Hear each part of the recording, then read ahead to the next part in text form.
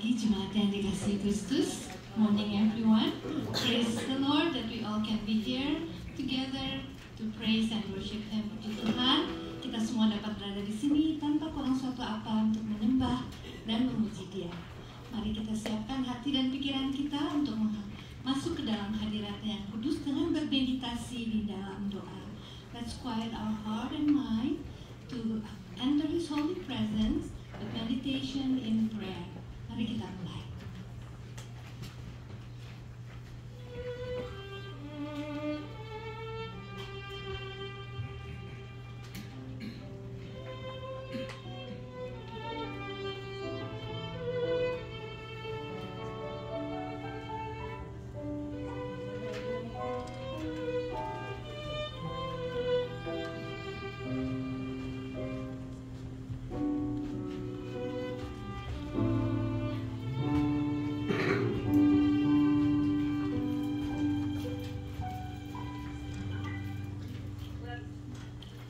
Ayat untuk mengawali ibadah kita diambil dari kitab Mazmur, pasalnya yang ke-109, ayatnya yang ke-30. Call to worship is taken from the book of Psalm, chapter 109, verse 30. Mazmur 109, ayatnya yang ke-30. Saya undang jemaat untuk bangkit berdiri. Mazmur 109, ayatnya yang ke-30 berbunyi demikian. Aku hendak bersyukur sangat kepada Tuhan dengan mulutku, dan aku hendak memuji-muji Dia di tengah-tengah orang banyak. Psalm 109 verse 30. With my mouth I will greatly extol the Lord. In the great throng of worshippers I will praise Him. Mari kita buka ibadah kita puji Dia dengan pujian penghormatan. Let's praise Him. It's a song called He is Exalted. Mari kita tinggikan dan muliakan Dia.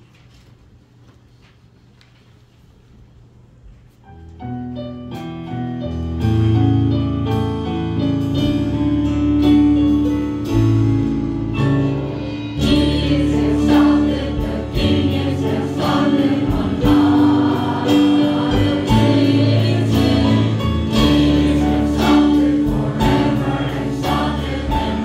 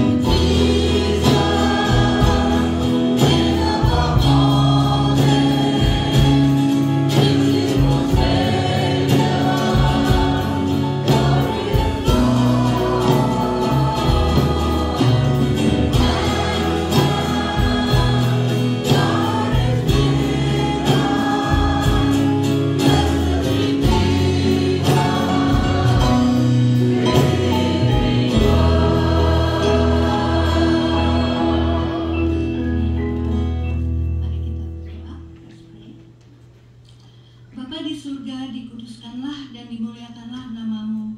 Heavenly Father, may Your name be sanctified and be glorified. Kami datang ke hadirat-Mu yang kudus pada pagi hari ini dengan penuh ucapan syukur dan sukacita atas kebaikan-Mu dan kasih setia-Mu pada kami, sehingga kami dapat menjalani hidup kami sepanjang minggu yang lalu sampai pada saat ini dengan tenang dan damai. We come to Your holy presence with joy and gratefulness for Your goodness and Your faithfulness toward us. Thank You that we can live our daily life in this past week with peace of mind. Sucikan dan siapkan hati dan pikiran kami untuk mendengarkan sabda-Mu ya Bapa. Sanctify and prepare our heart and mind to listen to Your word, Lord. Bless and anoint Pastor Paul who will deliver Your message.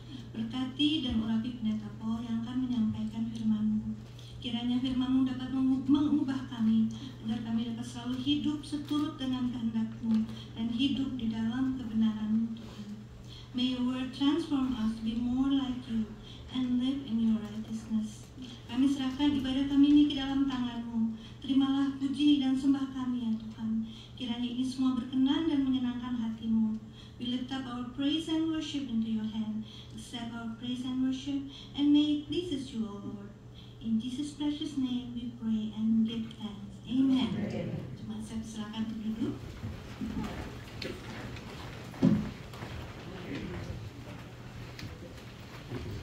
Berita pengharapan diambil dari kitab Amsal pasal yang ke-14 ayatnya yang ke-27.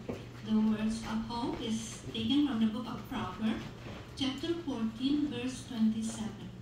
Amsal 14 ayatnya yang ke-27 akan saya bacakan. Takut akan Tuhan adalah sumber kehidupan, sehingga orang terhindar dari jerat maut. Proverbs 14 verse 27. The fear of the Lord is a fountain of life, turning a person from the snares of death. Mari kita sambut firman Tuhan ini dengan pujian Tuhan adalah gembalaku. So the song is taken from the book of Psalm 23.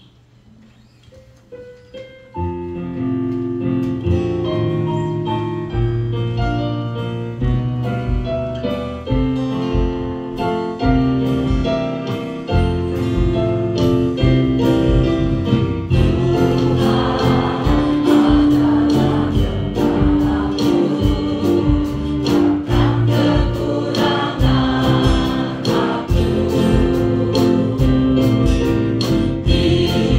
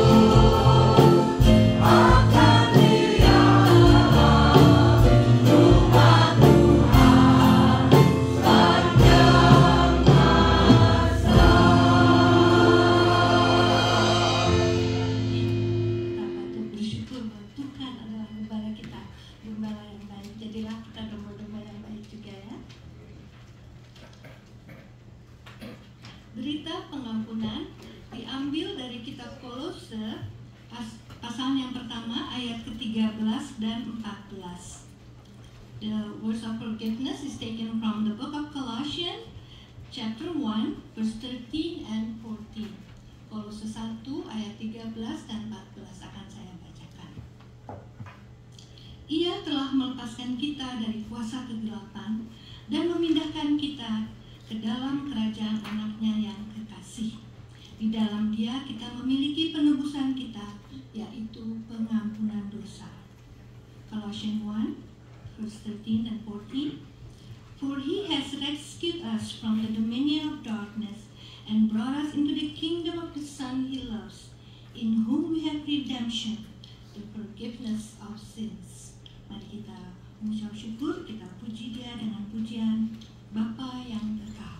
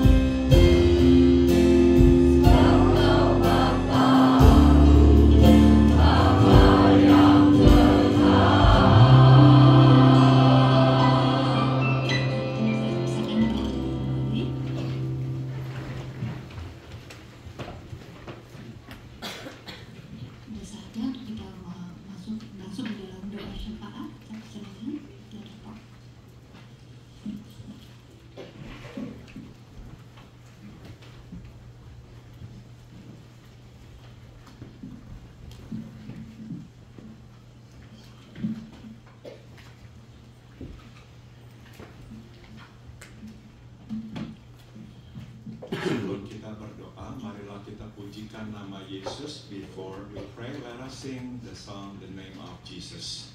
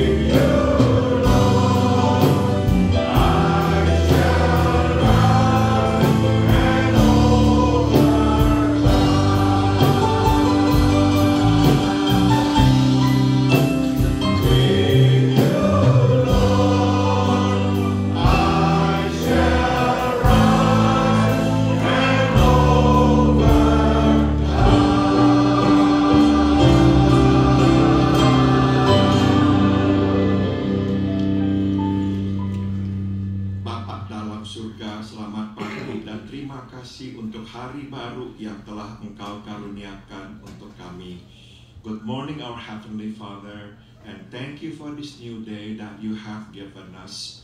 Kami berterima kasih kepadamu atas berkat-Mu, atas pemeliharaan-Mu dalam hidup kami di hari-hari yang lampau.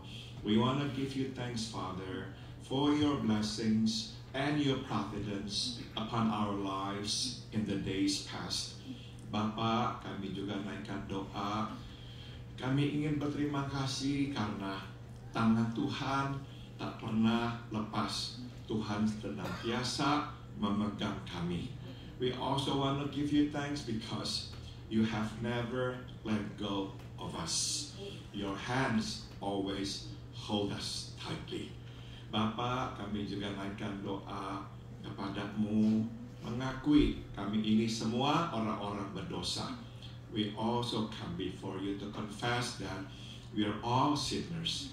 Kami sudah tahu kehendak-Mu, tapi kami tidak selalu melakukannya. We already knew what your will was, but we did not always obey you. Bapa, ampuni kami. Father in heaven, please forgive us. Dan biarlah di hari mendatang, kami dapat hidup sesuai dengan kehendak-Mu.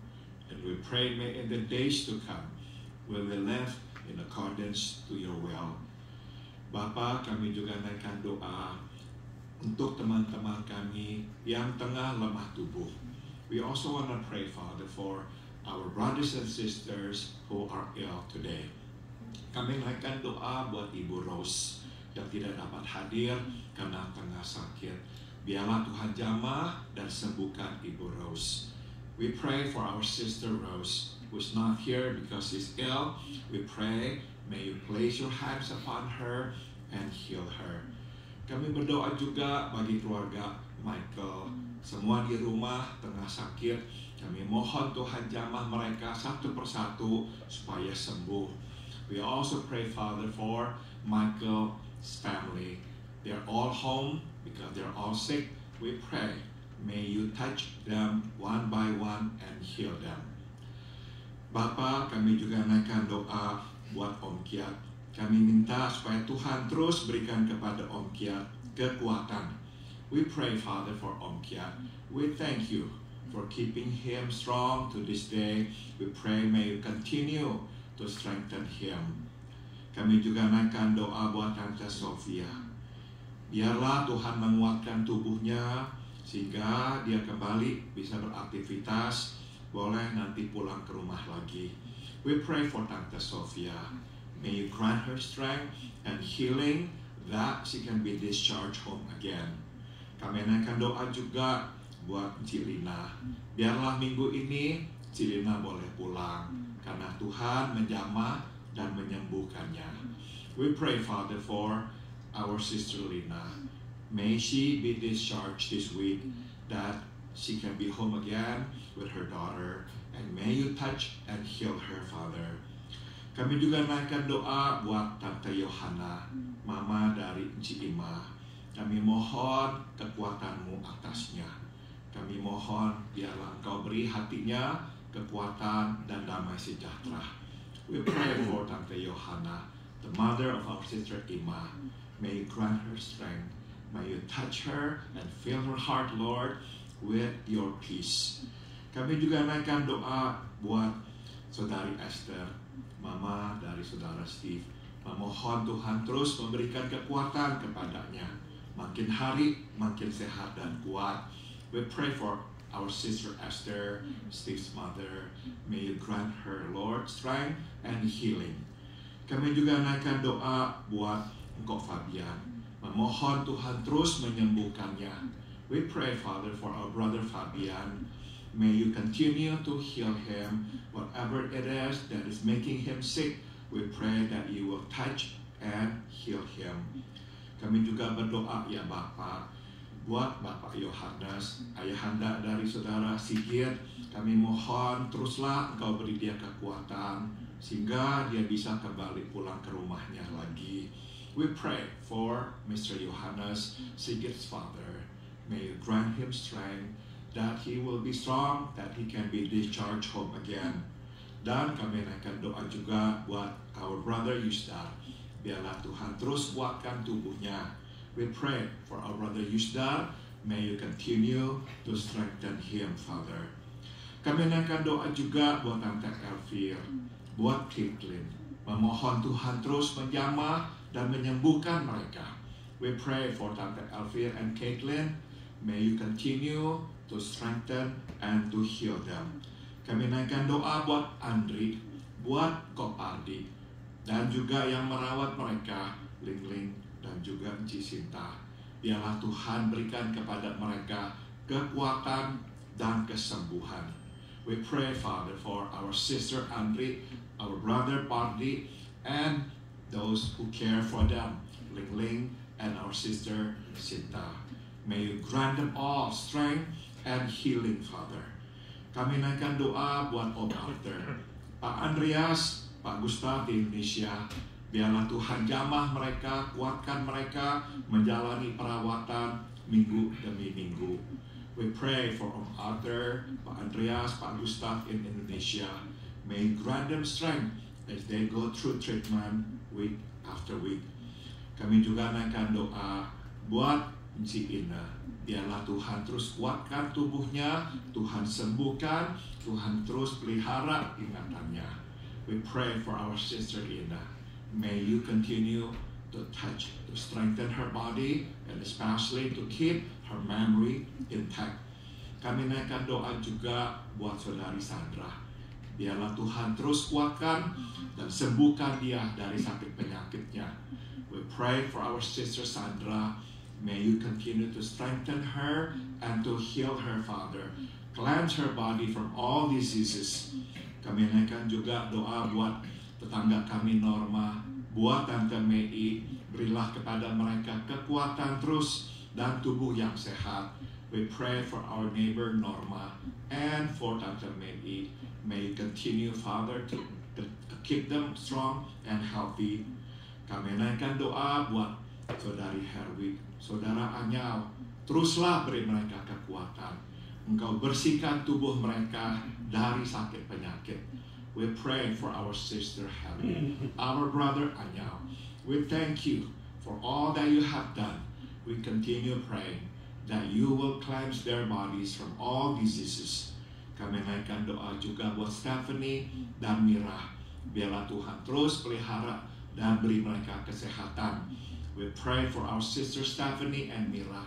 May you continue to keep them strong and healthy. Dan kami juga naikkan doa buat saudara-saudara kami di Indonesia seperti Om Haim, Tante Tina, Tante Betsy, Om Arif. Biarlah Tuhan bersama mereka, beri mereka kesehatan, lindungi dari segala kecelakaan. Remember to Lord, our brothers and sisters in Indonesia, Om Haim, Tante Tina, Tante Betsy, and Om Arif. May you protect them from falls, from any accidents. May you keep them healthy. May you fill their hearts with your joy and your peace. Terima kasih Tuhan, Kau berkenan mendengarkan doa-doa kami. Thank you Lord for hearing our prayers. Dan sekarang kami mohon, berbicaralah. Kami siap untuk mendengarkan-Mu. And now we pray, please speak to us. We are ready to listen to you. Di dalam nama Tuhan kami Yesus Kristus, kami berdoa. In the name of our Lord and our Savior Jesus Christ, we all pray. Amin. Saudara, mari kita buka firman Tuhan dari 1 Korintus pasal 7. Please turn your Bible to the book of 1 Corinthians chapter 7. Kitab 1 Korintus pasal 7.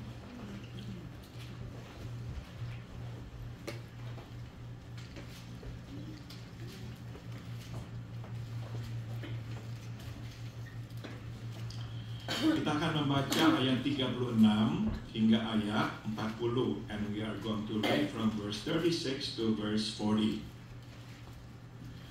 1 Korintus pasal 7 ayat 36 hingga 40. Silakan berdiri untuk membacaan firman Tuhan.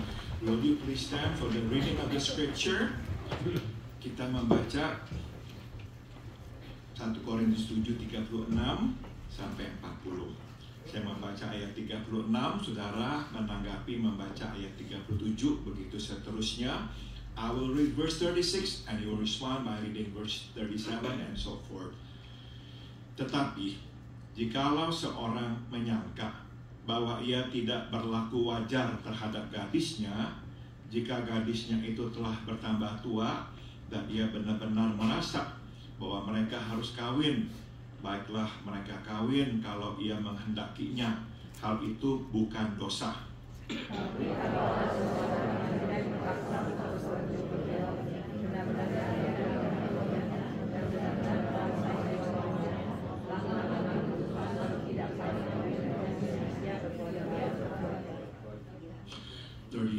Jadi orang yang kawin dengan gadisnya berbuat baik, dan orang yang tidak kawin dengan gadisnya berbuat lebih baik.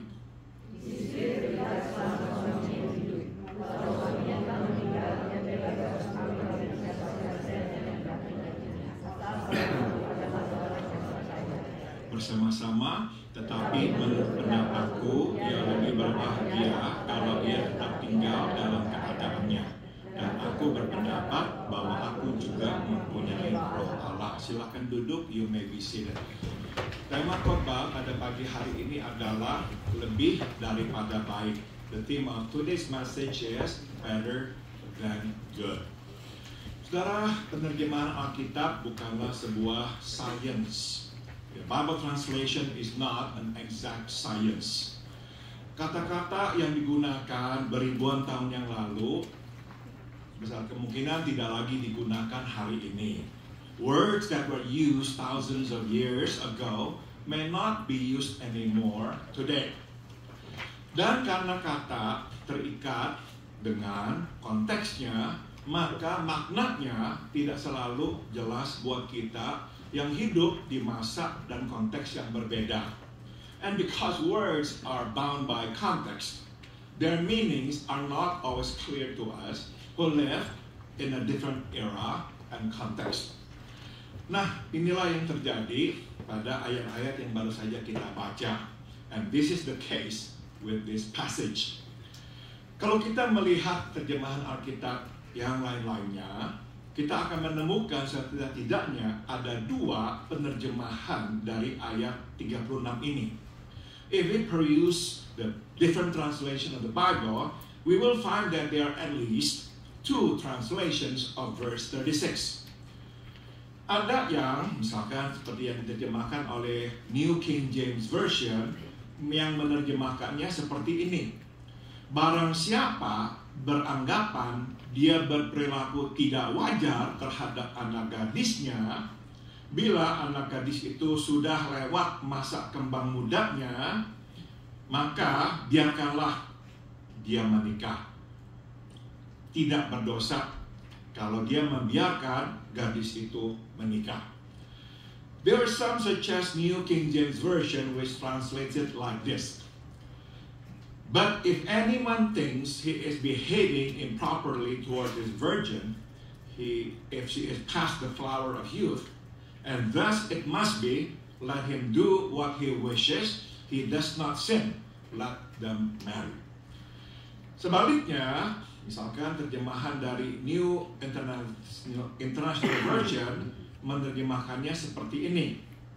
On the contrary, the New International Version translates it like this.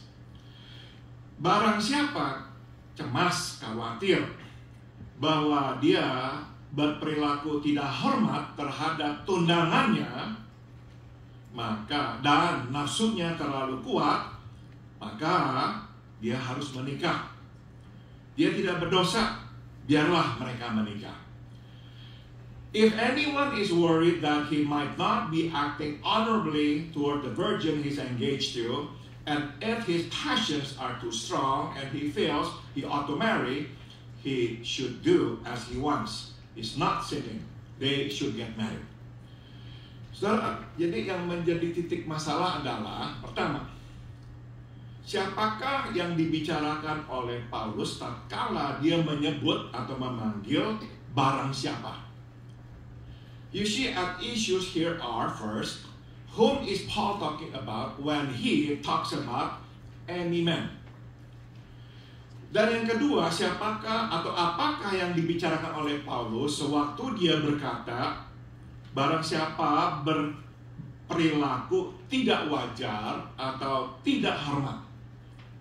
What is Paul talking about when he talks about behaving improperly and not acting honorably? Mari kita lihat. Let's see. Siapakah yang Paulus bicarakan sewaktu dia memanggil barang siapa? Whom is Paul talking about when he talks about any man? Saudara, Paulus memakai kata ganti ia, tapi dia tidak memberi penjelasan secara spesifik siapa.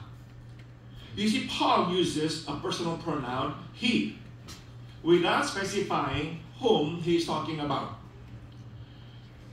Sudah tentu, Paulus beranggapan bahwa waktu dia menulis surat ini, dia pasti dimengerti siapa itu yang sedang dibicarakannya. Itu sebab dia tidak memberikan penjelasan yang lebih spesifik. Obviously, Paul assumed that they, the recipients of his letters, understood whom he was referring to. Therefore, there was no need to specify whom he was talking about. Nah, saudara, tapi kita yang sekarang membacanya, ya tidak tahu dengan jelas siapa. But we who live in this era now don't know for sure whom he was addressing it to. Itu sebab ahli Alkitab ada yang beranggapan atau menafsir bahwa Paulus sedang membicarakan tentang ayah dari para gadis. Sebagian lagi berpikir bahwa bukan ayah. Tetapi tundangan para gadis inilah yang sedang dibicarakan oleh Paulus.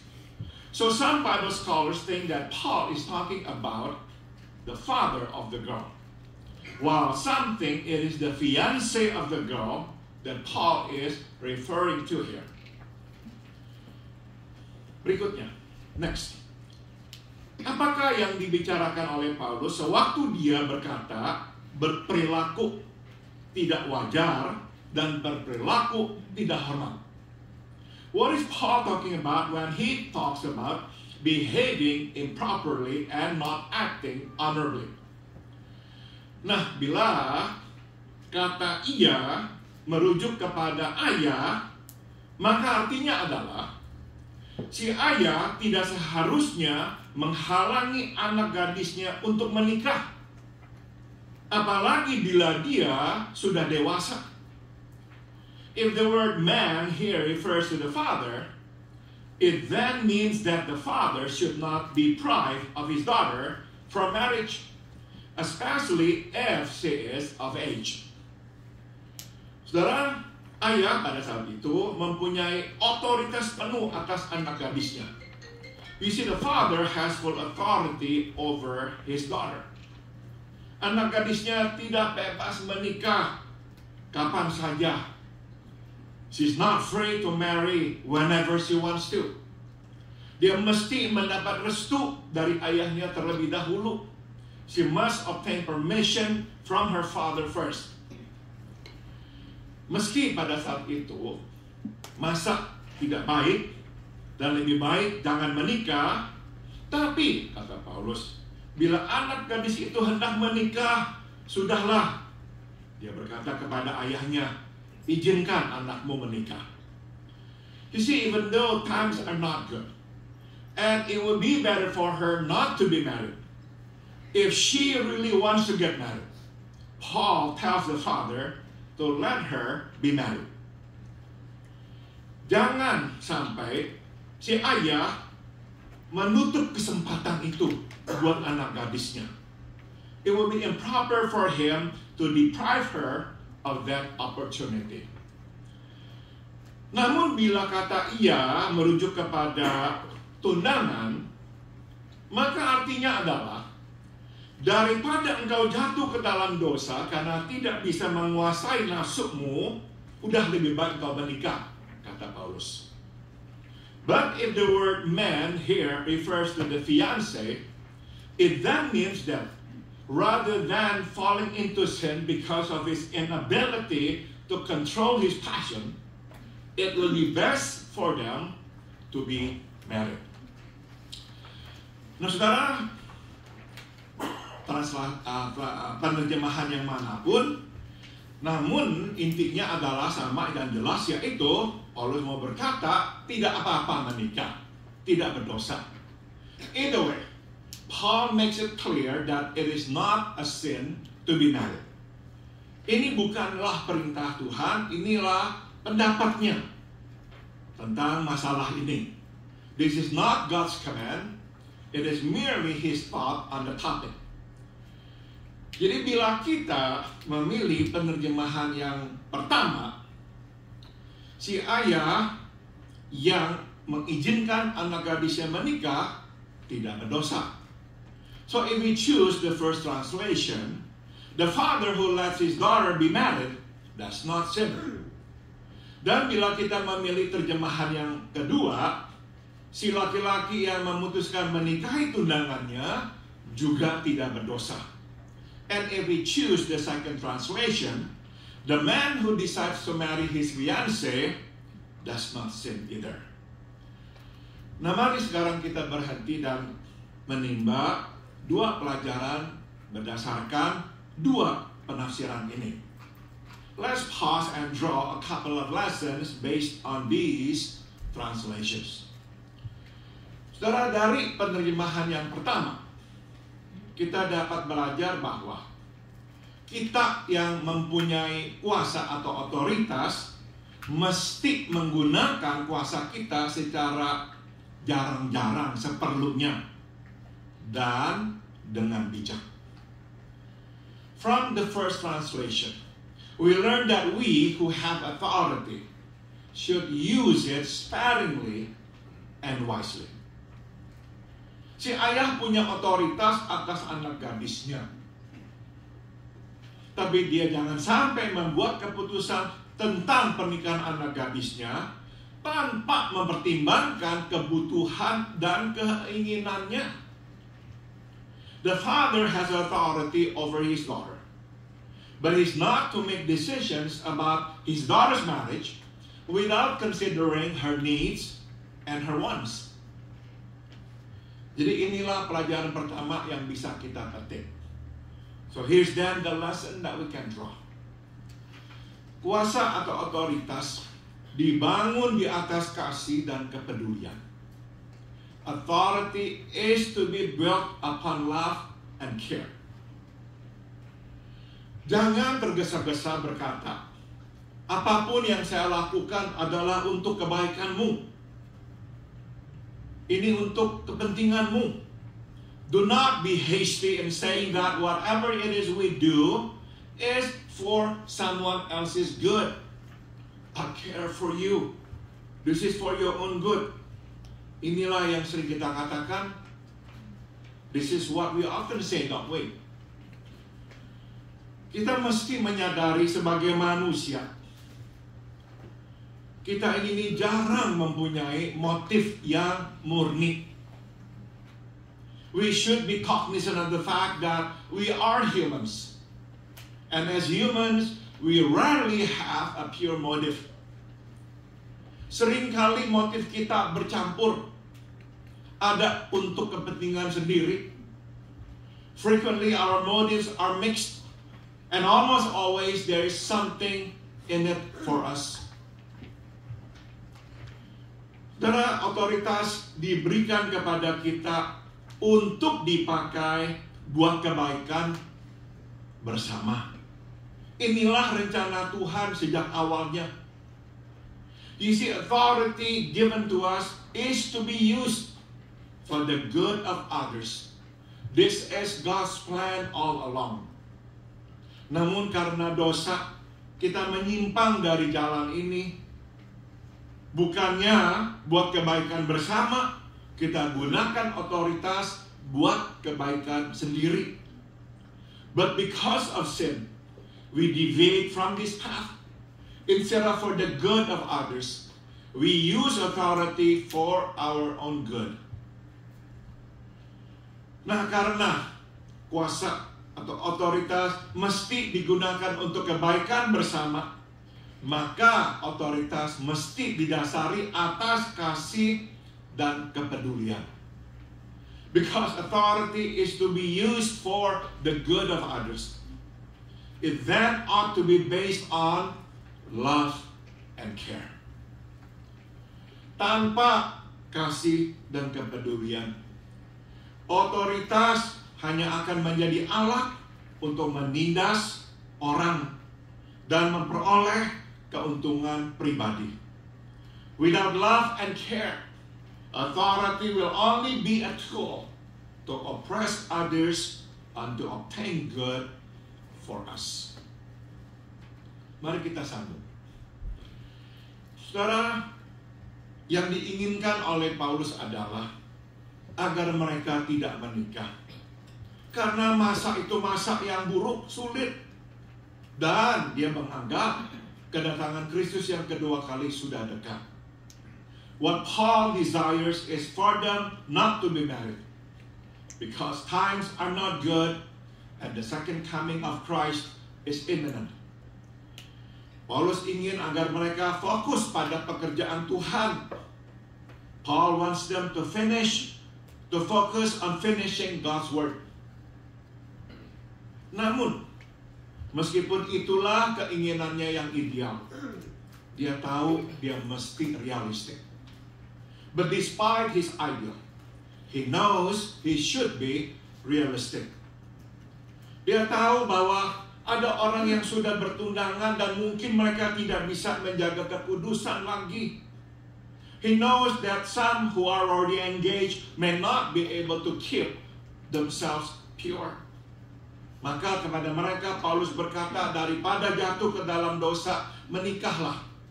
To them Paul says, rather than falling into sin, get married. Nah, jadi inilah pelajaran kedua yang bisa kita petik. Here's then the second lesson that we can learn. Kita mesti hidup dengan diri kita sendiri. We ought to live with ourselves. Kita mesti tahu siapa kita, kekuatan dan keterbatasan kita, dan hidup sesuai dengan kondisi kita.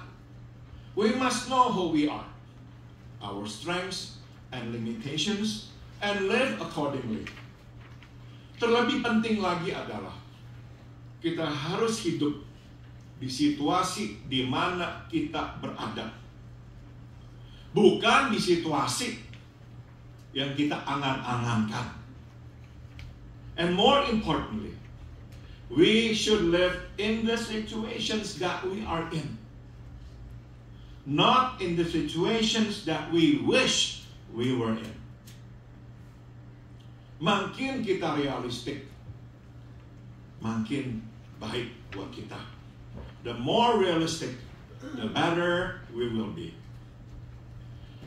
Saya telah melihat orang-orang yang mempunyai banyak talenta, tapi hidup tidak realistik. I have seen those with lots of talents live unrealistically. Mereka beranggapan mereka bisa berbuat apa saja. They think they can do all, so they try to do all. Akhirnya, saya melihat mereka tidak menghasilkan apapun. They end up doing none. Sebaliknya, saya telah melihat orang yang tidak bertalenta banyak, dan mereka sadar mereka terbatas. On the contrary, I've seen those who have a few talents and know that they only have limited talents. Tapi mereka tidak memaksakan diri melampaui kemampuan mereka. Mereka hidup sesuai dengan kondisi mereka. But instead of pushing themselves beyond limits, they live within their confine. Mereka memberikan yang terbaik sesuai dengan kemampuan mereka. They make the best out of what they have. Dan saya melihat pada akhirnya mereka menghasilkan lebih banyak daripada orang-orang yang bertalenta. And I've seen them produce more than those with lots of talents. Tapi ada satu lagi. But there is something else that is a cause for concern. Saya telah melihat orang yang beranggapan mereka bisa berbuat atau melakukan apa saja, akhirnya malah mengganggu, menghambat pekerjaan yang masih dikerjakan, dan membuat orang di sekitar mereka sengsara atau susah. I have seen that those who think that they can do all often interfere with the work to be done and make others around them miserable. Karena mereka beranggapan mereka bisa berbuat apapun, mereka jadi sombong dan merendahkan orang. Because they think they can do all, many become arrogant and put others down. Dan karena mereka berpikir mereka bisa melakukan apa saja, maka akhirnya mereka mengambil alih porsi orang lain. And because they think they can do all, they take over others' portions. Karena mereka berpikir mereka bisa melakukannya dengan lebih baik, nah pada akhirnya justru mereka menciptakan lebih banyak masalah. They think that they can do better, while in fact they cause more problems. Jadi sadarilah apa tuh yang kita idam-idamkan, Tapi terimalah kondisi kita, keterbatasan kita. So know our ideals, but accept our limits. Fokus pada kekuatan, bukan fokus pada kelemahan kita. Major in our strengths and minor in our weaknesses. Do not major in our weaknesses and minor in our strengths. Tuhan memberi kepada kita kekuatan agar kita bisa melakukan kehendak-Nya. Dan Tuhan memberi kepada kita kelemahan supaya kita bisa tahu kekuatan kita. God gives us strength to accomplish His purposes. And God gives us weaknesses for us to see what our strengths are. Saudara, sewaktu kita dapat melihat apa itu yang tidak dapat kita lakukan, maka kita akan tahu lebih baik apa itu yang dapat kita lakukan.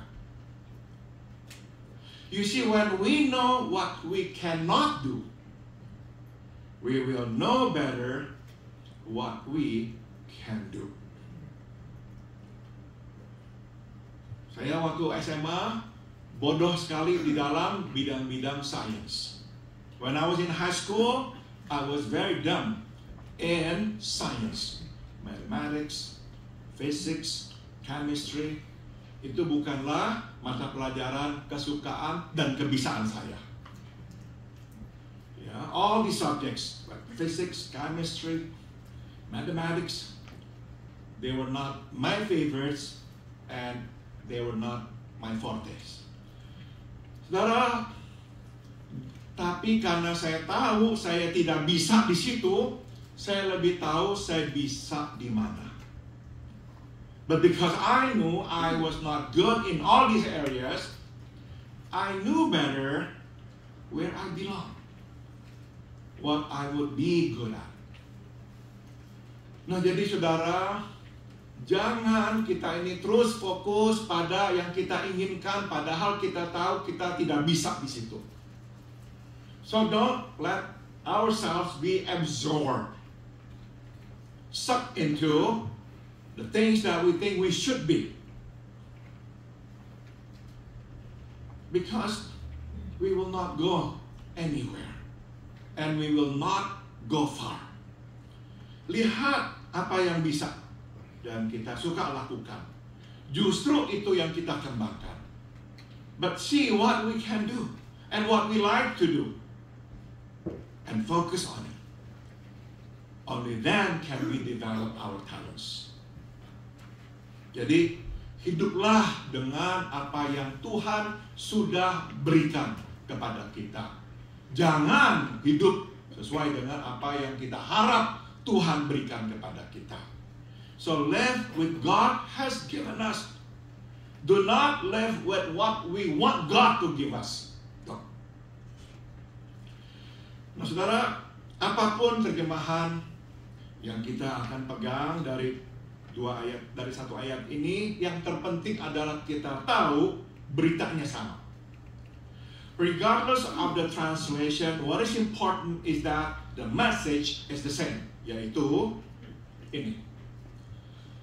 Ada cara yang baik, tapi ada cara yang lebih daripada baik. There is a good way, but there is a better way. Itu sebab Paulus menyimpulkan di ayat 38. Jadi ia yang memberikan izin kepada anaknya untuk menikah itu berbuat baik. Tapi yang tidak membiarkan anaknya menikah berbuat lebih baik. Paul concludes in verse 38, so then he who gives her in marriage does well. But he who does not give her in marriage does better. Atau kalau kita menggunakan terjemahan yang kedua, or the second translation reads, jadi dia yang menikahi tundangannya, si anak gadis itu, berbuat baik atau benar. Tapi yang tidak menikah berbuat lebih daripada baik. So then he who marries the virgin does right. But he who does not marry her does better. Jadi inilah tema ayat-ayat yang baru saja kita baca.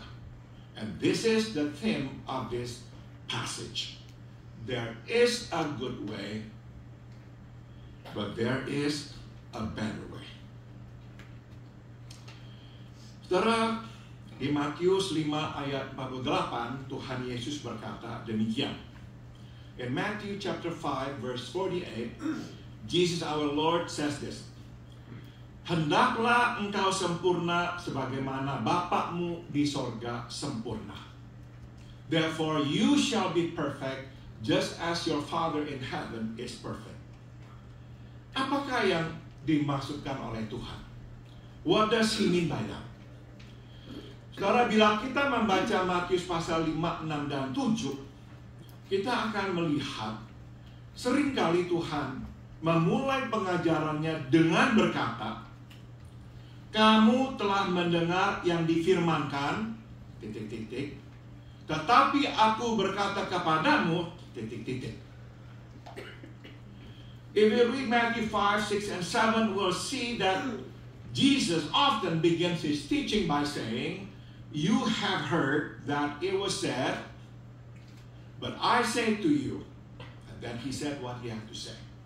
Misalnya, mereka telah mendengar dari Torah Musa bahwa mereka seharusnya mencintai, mengasihi sesama mereka, tetangga mereka, dan membenci musuh mereka.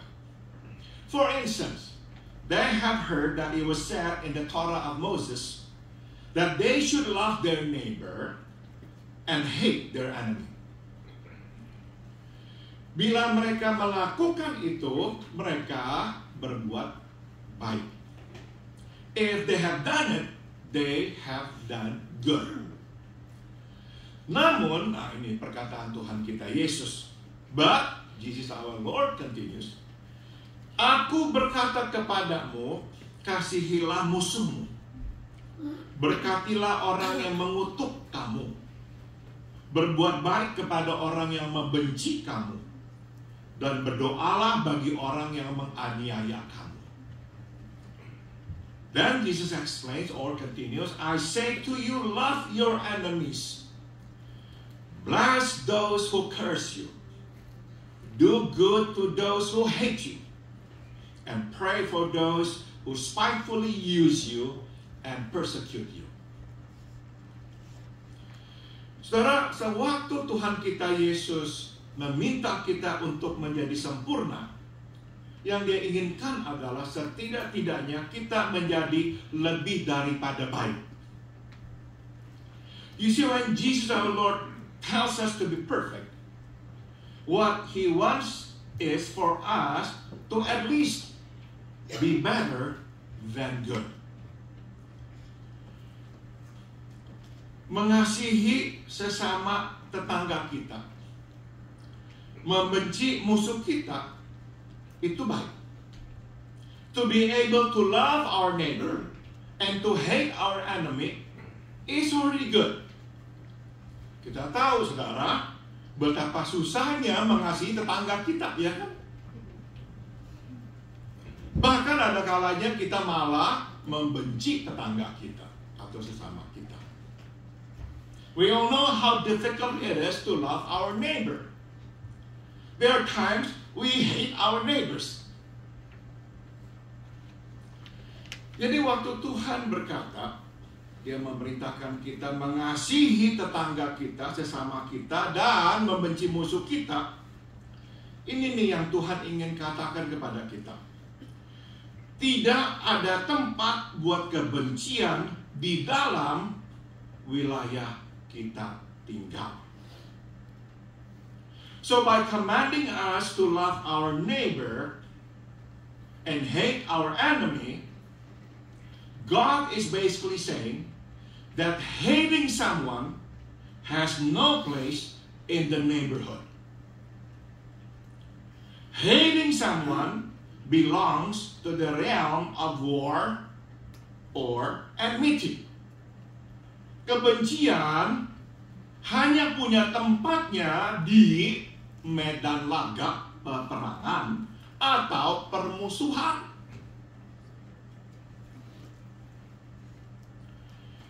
Jadi saudara, keliru kalau kita berkata Tuhan menyuruh atau memerintahkan kita membenci musuh kita. Keliru.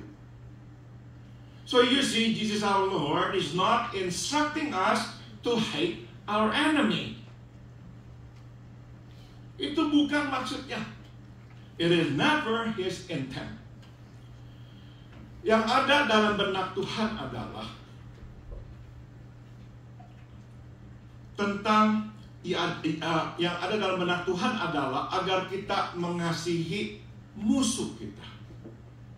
Bukan hanya mengasihi tetangga kita. What God has in mind is about loving our enemy.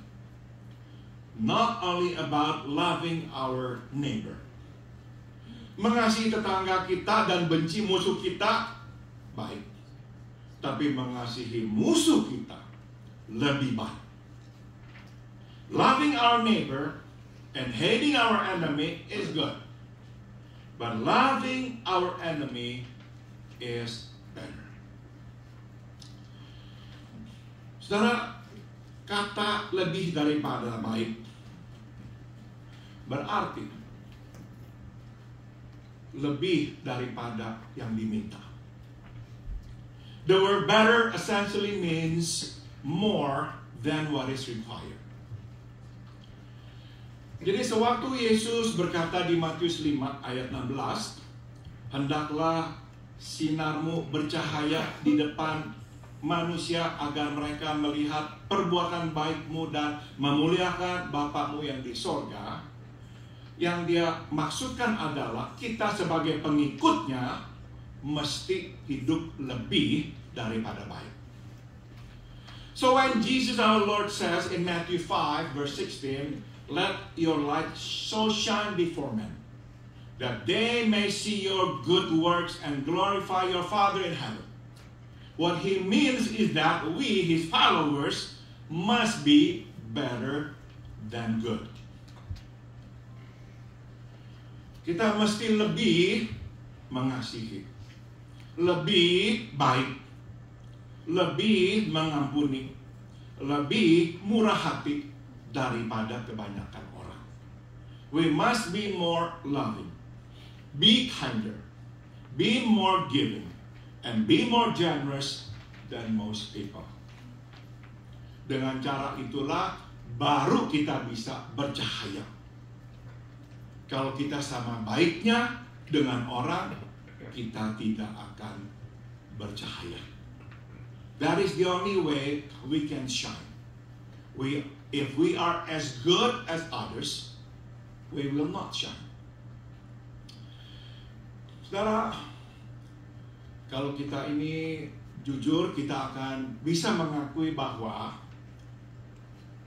sebetulnya kita ini sudah puas dan hanya maunya di tahap baik. Kita tidak mau lebih daripada itu. If you're honest, I think we can see that what we really want is just to be good. We don't really care about to be better.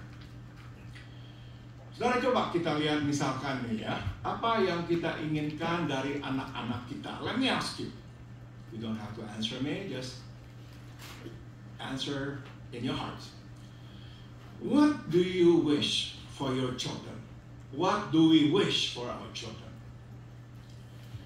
Saudara, bukankah yang kita inginkan adalah agar mereka bisa ke gereja, mereka bisa punya pekerjaan, dan bisa punya keluarga, ya kan?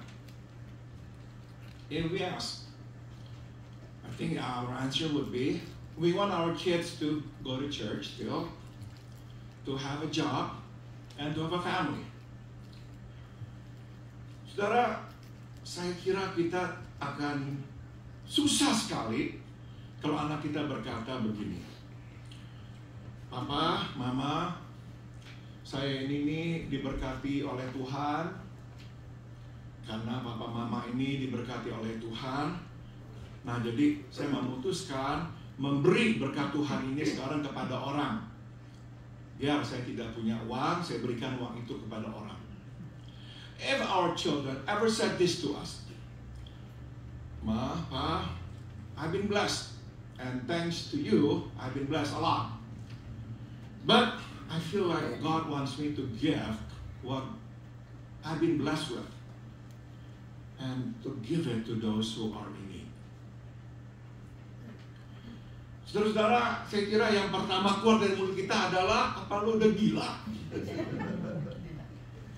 I'm sure the first thing that would come out of our mouth is, are you crazy? Saudara, inilah yang dilakukan oleh Saint Francis of Assisi. And this was exactly what Saint Francis of Assisi did. Dia seorang yang dibesarkan dengan penuh kelimpahan karena ayahnya seorang saudagar yang kaya. He was raised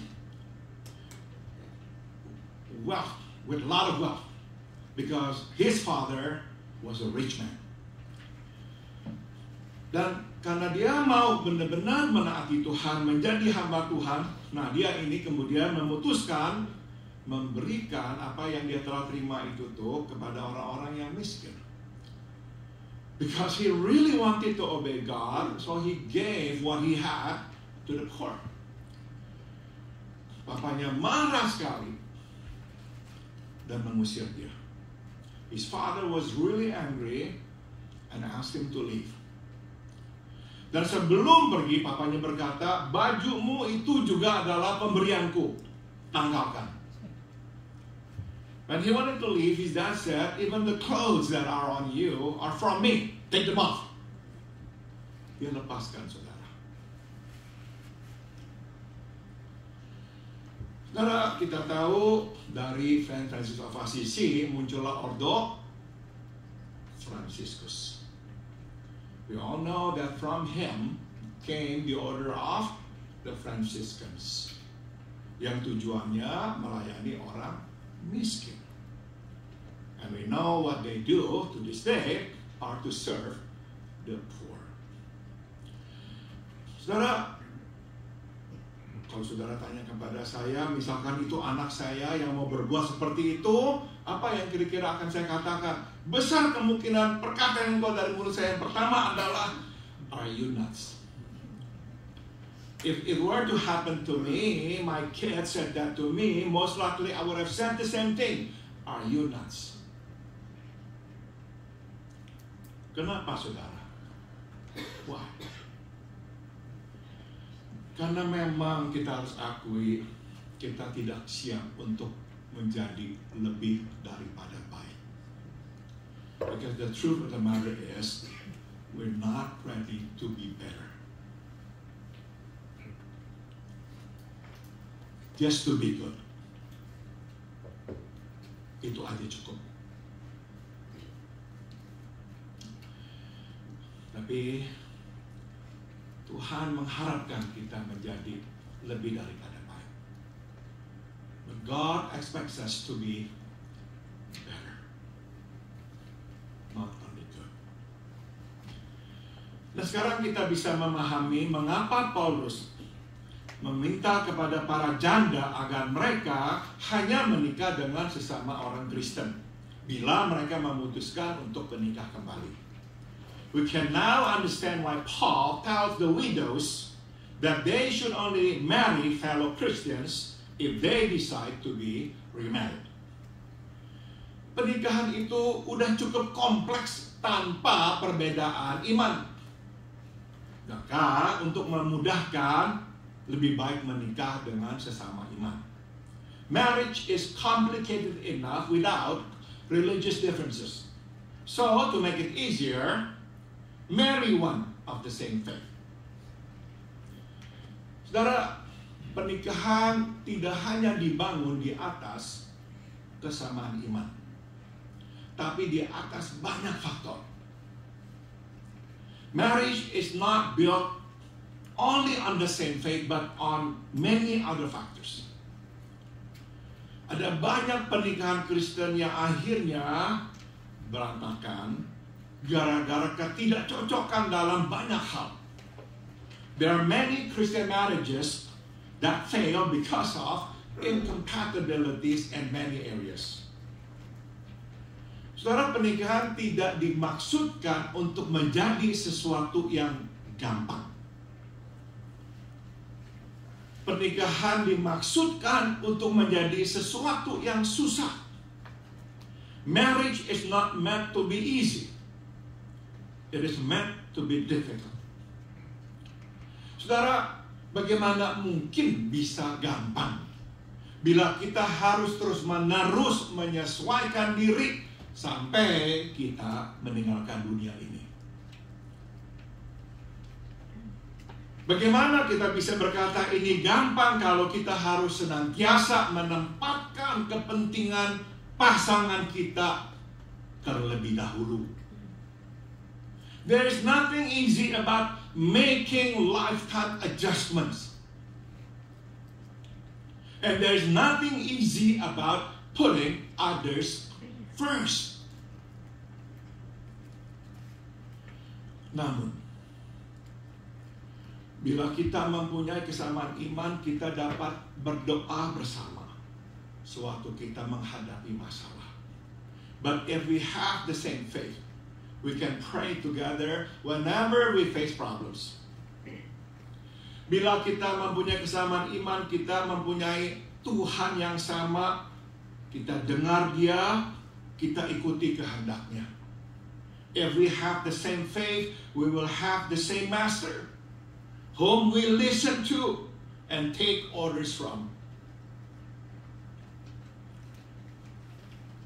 Ini saya bisa saksikan berkali-kali sewaktu saya dulu konflik dengan Santi, dan saya anggap diri saya benar. Kemudian Tuhan meminta saya melakukan sesuatu yang tidak saya suka, karena saya harus yang pertama mengambil inisiatif berdamai dengan dia. Tapi saya akhirnya taati, dan karena saya taati, maka ada hari ini. About this particular issue, I can give you my testimony. Long time ago, when we had conflicts, Santi and I, there were times in which I wanted not to talk to her. I wanted to just say, I'm right and you're wrong. But then he told me, no, Paul, no. You take the initiative. You go talk to her. Or you go apologize. Because I obeyed him, there is today.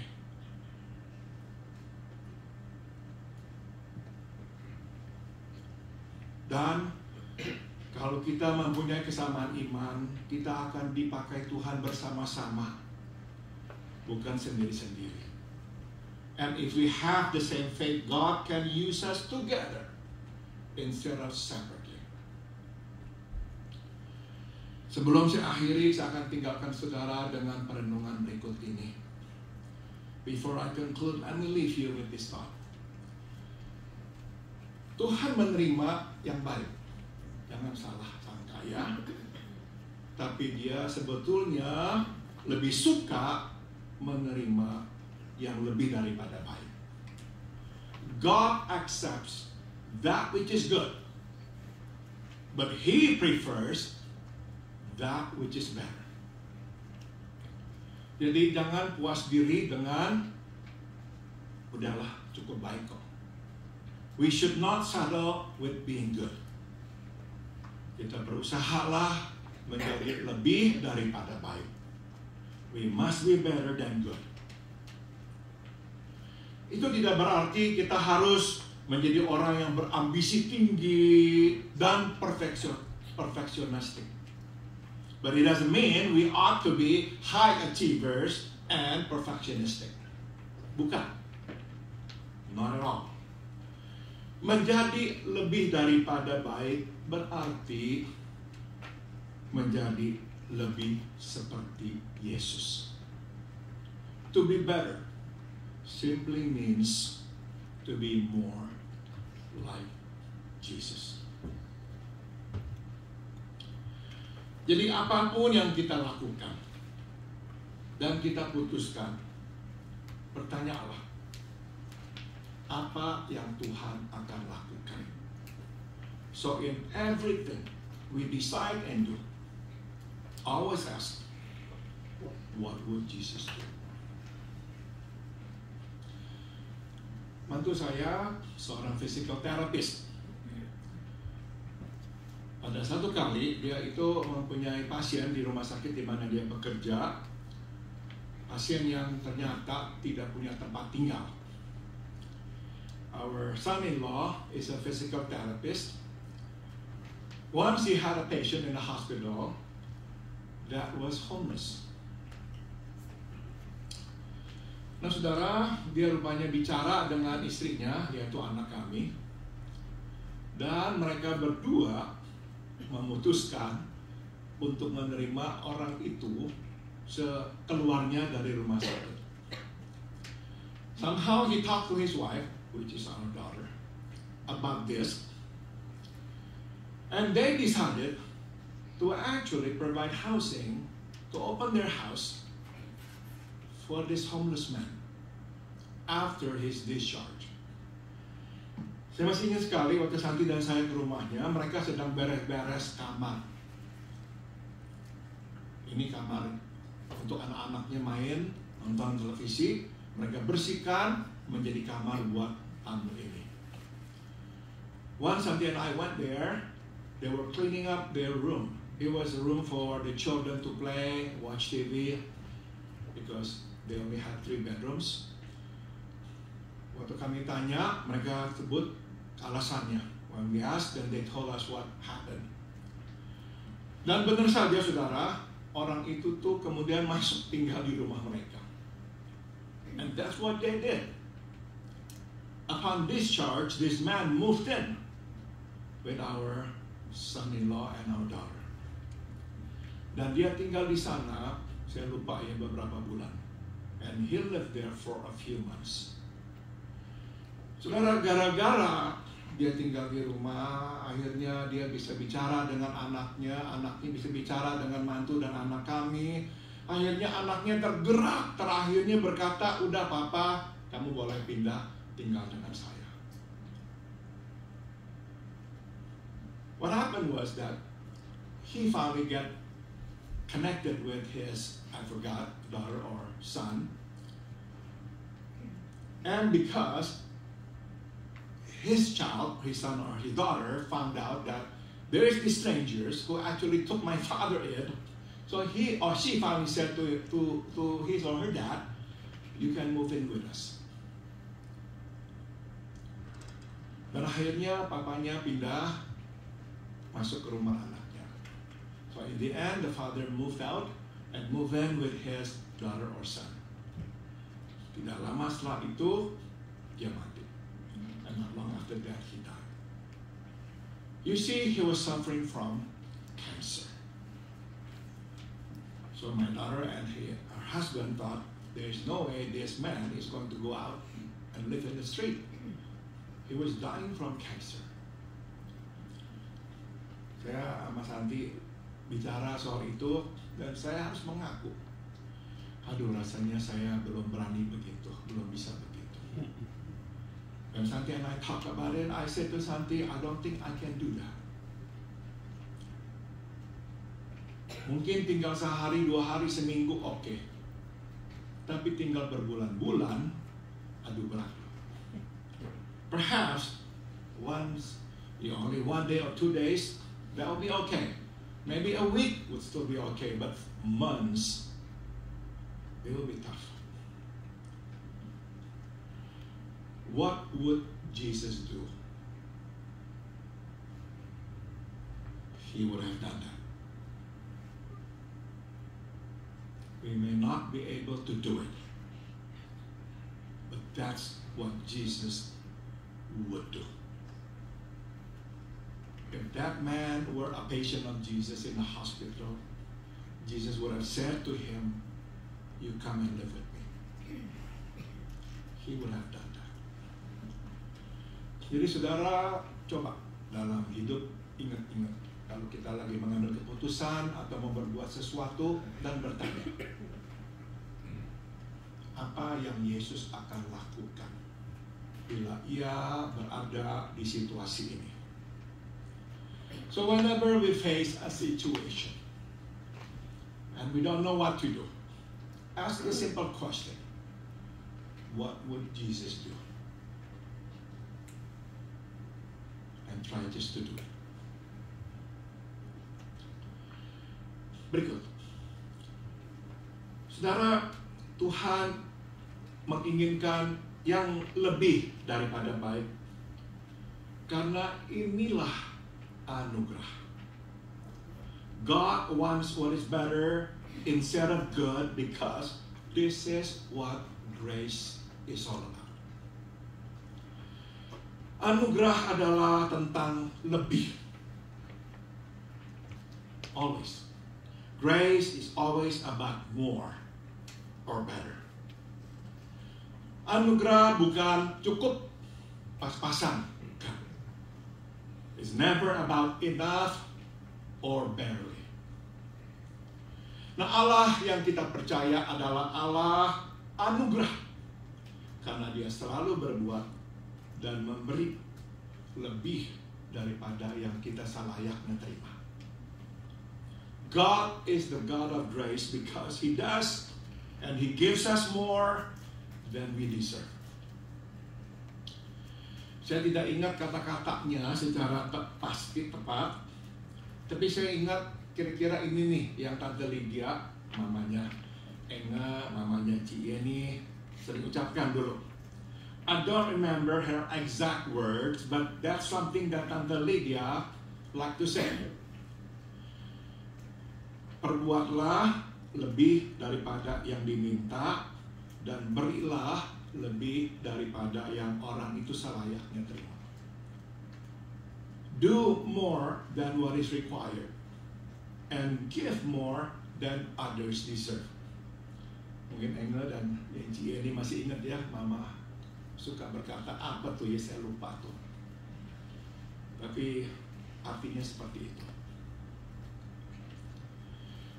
Saudara, ini prinsip hidup Tante Lydia, dan kita saya kira bisa setuju bahwa dia lebih daripada baik. Dan cahayanya bersinar lebih terang daripada banyak orang. Dan orang melihat perbuatan baiknya dan memuliakan Bapa di sorga. That was the principle that she abided by. And I'm sure we all can agree that she was better than many people that we know, and that her light shone brightly before men, and that others saw her good works, and as a result, they glorified our Heavenly Father. Jadi ini pertanyaan yang kedua yang kita mau tanya. So here's the second question that we need to ask. Apakah kita telah berbuat lebih daripada yang diminta dan memberi lebih daripada yang selayaknya orang terima? Have we done more than what is required and given more than others deserve? Saudara, sukacita dari Tuhan dan perkenanan dari Tuhan berasal dari sewaktu kita berbuat lebih. Bukan sewaktu kita berbuat cukup. You see, the joy of the Lord and the favor from God come from doing more, not from doing just enough. Mari kita berdoa. Mengasihi lebih sungguh. Mengasihi lebih sungguh.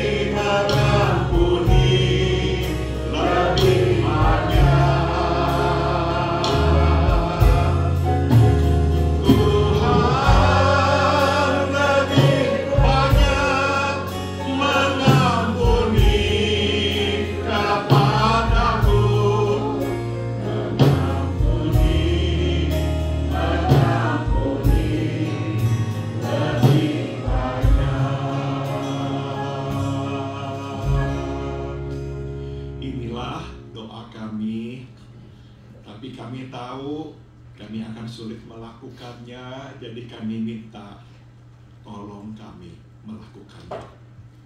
This is our prayer, but we know, Lord, it is just way too hard for us to do it. So we pray, please help us. Dalam nama Tuhan Yesus kami berdoa. In the name of Jesus we all pray. Amin. Terima kasih.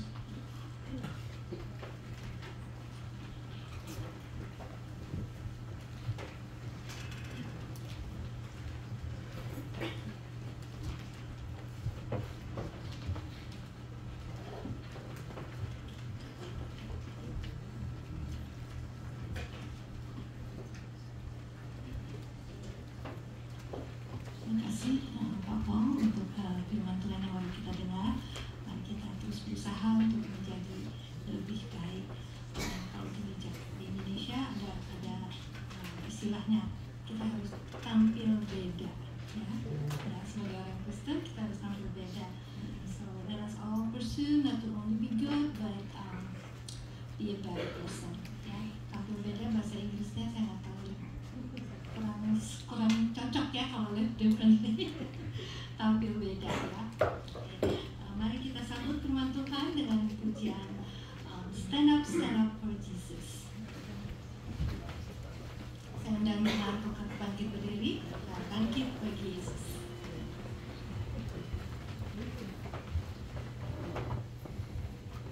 Stand up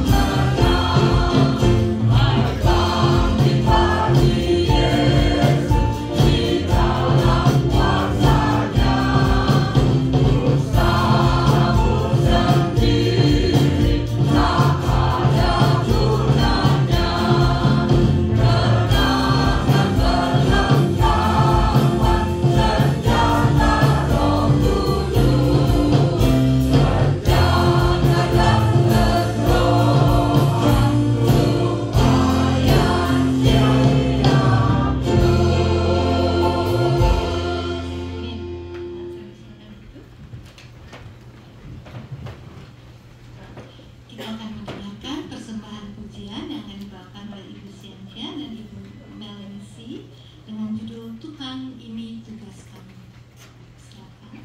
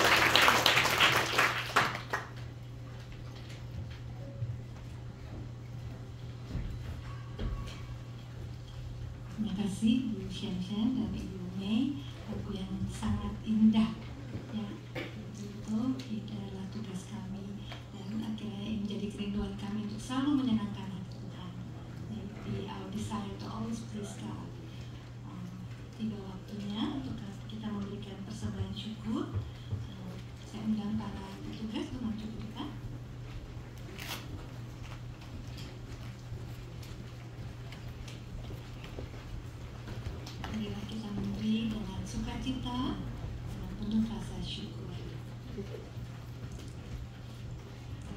Kita kesediaan Pak Hadi. Mari kita berdoa.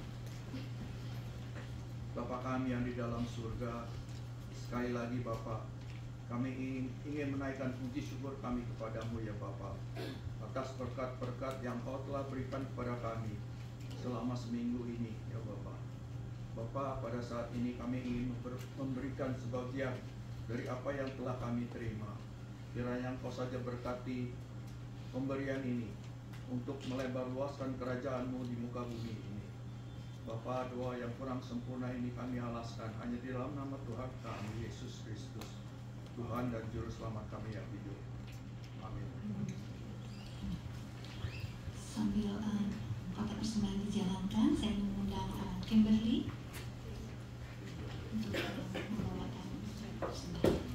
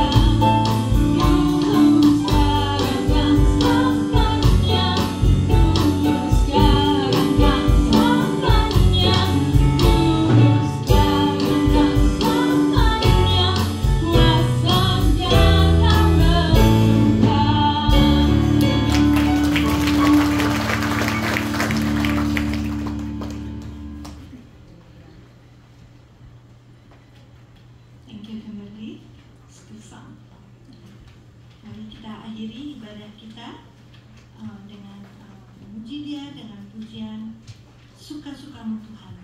Mari kita bangkit berdiri. Kita serahkan hidup kita. Suka-Sukamu Tuhan. Kita apa aja.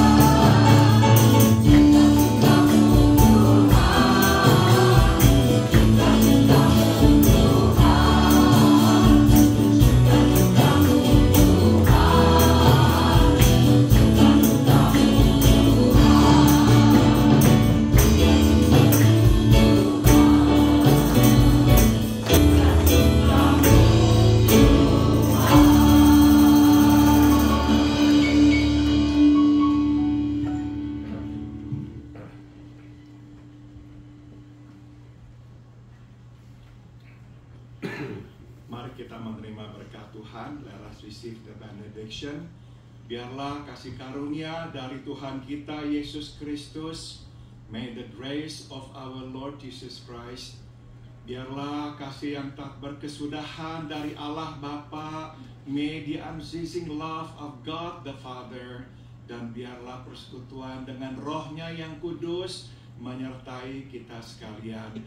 And may the fellowship of His Holy Spirit be with us all. Dari sekarang sampai kita berjumpa dengan Tuhan kita Yesus di sorga nanti. From now on until we see Him face to face in heavens above. Amen.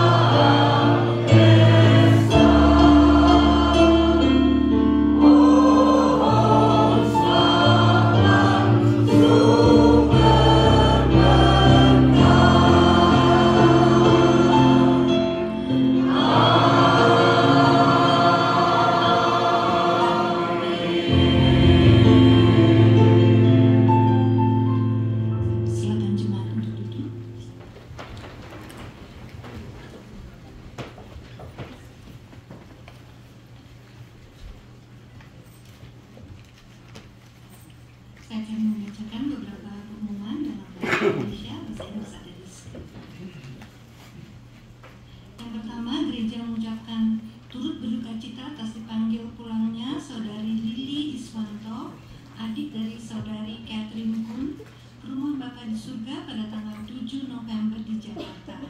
Semoga Tuhan memberikan kekuatan dan penghiburan untuk keluarga besar yang ditinggalkan. Yang kedua, berhubung dengan Thanksgiving Week, tidak ada persekutuan pria atau persekutuan wanita pada Sabtu depan. Ya. Yang ketiga, kalau saudara mempunyai baju bekas yang masih bagus dan tidak mau dipakai lagi, saudara bisa membawanya ke gereja.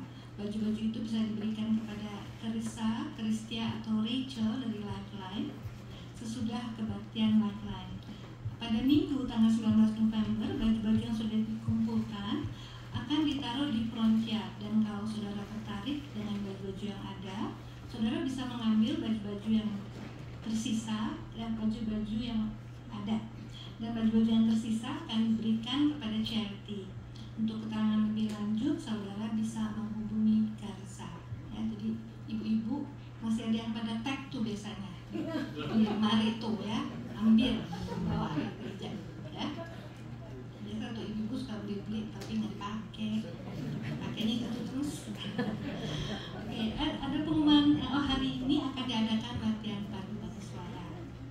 Ada tambahan pengumuman. Ditaruh ini. Minggu depan ada fundraising retreat yang terakhir loh ya. Jadi kami akan, Bapak Ibu boleh berpartisipasi. Kita akan menjual somai Bandung ya, enak banget ya, $13 satu. Dan tadi martabak tadi nggak ada. Oh enggak, sayangnya tadinya Reddy mau jual martabak telur nggak jadi. Tapi kita doakan supaya jadi lebih baik. Ya, tapi ada somai Bandung $13 enak banget. Nanti hubungi Peggy dan Sheila ya. Nanti akan di Saudara Luisa nanti minta tolong diumumkan di WA ya, Saudara Luisa, karena ini kelupaan nulis. Dan selamat datang bagi saudara yang baru pertama kali hadir. Ada yang baru pertama kali hadir, tadi saya bertemu. Boleh berdiri? Bapak Tommy ya, dan Ibu. Oh, Lince ya, Ibu Lince dan Pak Tommy, selamat datang. Selamat datang juga kalau bersama kita, dan kalau mungkin tidak ada gereja boleh kembali lagi menemui akan datang. Thank you. Ada lagi? Kami ingin mengucapkan selamat hari ulang tahun yang tanggal 12 November hari ini pada Bapak Gunawan. Karena lagi somewhere ya. Kan di Jepang ya. Lalu ada Joshua Mantik pada tanggal 13 November. Lalu Arthur Un pada tanggal 15 November. Oh, pastor kita Steve Campodonico 15 November. Oh, Stevie. Oh, sorry. April ya. Semua pendeta kita ulang tahunnya bulan April. Oke. Stevie Campodonico, anaknya Pastor Steve. Yang keempat, Bapak Nori Suji, 17 November. Yang kelima, Bapak Vincent Chai, juga. Dan yang ini, Ibu Santi Gunadi. Happy birthday, Tuhan memberkati Bapak Ibu sekalian. Kehadiran dan persembahan dapat dibaca juga di atas dan mungkin. Dan bagi pelayan minggu depan harap hadir pada waktunya. Mari kita akhiri ibadah kita dengan berdoa. Bapak di surga, terima kasih ya Tuhan atas penyertaan-Mu sepanjang